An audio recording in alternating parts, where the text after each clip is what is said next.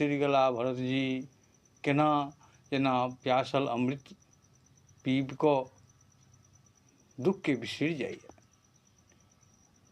और भरत जी पूछै छथिन व्याकुल भऽ कऽ, हे तात, अहाँ के छी,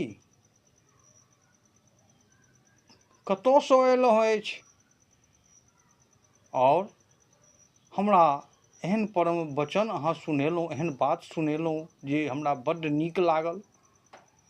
हनुमान जी कहै छथिन, मारुत सुत मैं कपि हनुमाना, नाम मोर सुनु कृपा निधाना।